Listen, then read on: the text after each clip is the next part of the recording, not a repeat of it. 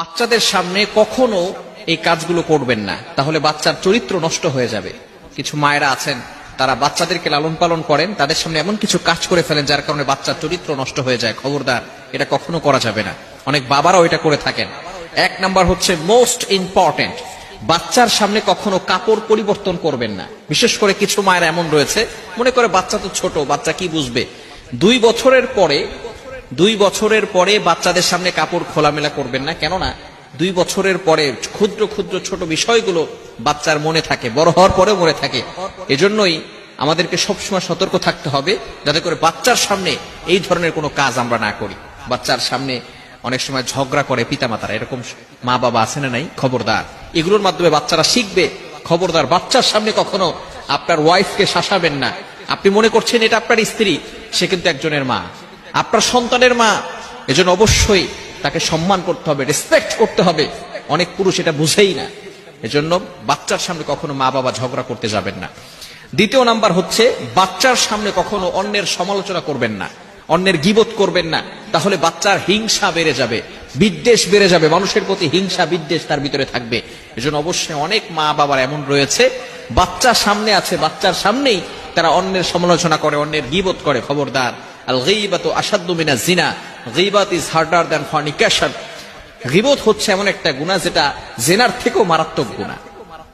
যদি কোনো ব্যক্তি জিনা করে, ব্যভিচার করে, সে ব্যক্তি আল্লাহ তাআলার কাছে তাওবা করলে আল্লাহ তাআলা তার গুনাহ ক্ষমা করে দিতে পারেন অথবা দিবেন। কিন্তু কোনো ব্যক্তি যদি গীবত করে, যার গীবত করা হয়েছে, সে যতক্ষণ পর্যন্ত ক্ষমা না করবে আল্লাহ তাআলাও তাকে কখনো ক্ষমা করবে না। এজন্য খবরদার, বাচ্চার সামনে কখনো অন্যের সমালোচনা করবেন না। নাম্বার 3, তৃতীয় নাম্বার হচ্ছে, বাচ্চার সামনে কখনো ছোট ছোট আমরা প্রতিশ্রুতি দিয়ে থাকি, মিথ্যা প্রতিশ্রুতি কখনো দিবেন না। বলি যে বাচ্চা, অনেক সময় আমরা এটা বলি, তুমি এটা করো তাহলে তোমাকে একটা সাইকেল কিনে দিব। খবরদার, এই ধরনের মিথ্যা প্রতিশ্রুতি বাচ্চাদেরকে দিবেন না। তাহলে আস্তে আস্তে বাচ্চাও আপনার প্রতি বিশ্বাস হারিয়ে ফেলবে যে বাবা তো এটা বারবার আমাকে বলেছে কিন্তু কখনো কিছু দেয় নাই। আপনার যতটুকু অ্যাবিলিটি আছে ততটুকু আপনার বাচ্চাকে দেওয়ার চেষ্টা করবেন, এবং মিথ্যা প্রতিশ্রুতি দিয়ে বাচ্চাদের বিশ্বাস কখনো নষ্ট করতে যাবেন না। বিষয়গুলো খুবই গুরুত্বপূর্ণ বিষয়। আমরা বাচ্চাদেরকে লালন পালন করি, কিছু বাচ্চাদের লালন পালন করার জন্য কিছু আদব রয়েছে।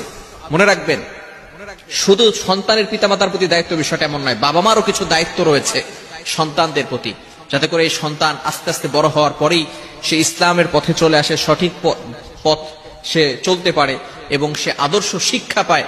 এগুলো কিন্তু অবশ্যই বাবা মার দায়িত্ব রয়েছে। অনেক সন্তানকে বাবা মা ছোটবেলায় যেভাবে ইচ্ছে সেভাবে লালন পালন করেছে, বড় হওয়ার পর এখন ফোন দিয়ে বলে, হুজুর আমার মেয়ে আমার কথা শোনে না, আমার ছেলে আমার কথা শোনে না। সে বিভিন্ন ভাবে বখাটা ছেলেদের সাথে চলাফেরা করে, আমাদের কোনো কথাই সে শুনতে চায় না। মেয়েদের ব্যাপারে বলে যে সে পর্দা করতে চায় না, টি শার্ট পরে ঘর থেকে বের হতে চায়, পর্দা করতে চায় না। মনে রাখবেন, ছোট্টবেলা থেকেই কিন্তু আপনাকে আদর্শ শিক্ষা দিতে হবে। ছোটবেলা থেকে আপনি আদব শিক্ষা দিবেন না, বড় হয়ে যাওয়ার পরে এরপরে কিন্তু আপনি মারধর করেও কিন্তু তখন আর ঠিক করতে পারবেন না। এজন্য অবশ্যই ছোট্টবেলা থেকেই আল্লাহ তাআলার কাছে দোয়া করা, রব্বি হাবলি মিনাস সালিহিন। যখন বাচ্চা গর্ভে আসবে তখনই দোয়া করা। ইব্রাহিম আলাইহিস সালাতু ওয়াস সালামের যখন সন্তান হয় নাই, ইব্রাহিম আলাইহিস সালাম আল্লাহ তাআলার কাছে দোয়া করেছিলেন, রব্বি হাবলি মিনাস সালিহিন, ও Allah give me a good child, আমাকে একটা নেককার সন্তান দান করো। আল্লাহ পাক রব্বুল আলামিন তার এই দোয়াকে কবুল করে তাকে নেককার সন্তান দান করেছেন। এজন্য অবশ্যই পিতামাতার দায়িত্ব হচ্ছে সন্তানের জন্য দোয়া করা এবং সন্তানের সামনে, ছোট্ট বাচ্চার সামনে এই ধরনের কাজ কখনো না করা। আল্লাহ তাআলা আমাদের সকলকে বোঝার তৌফিক।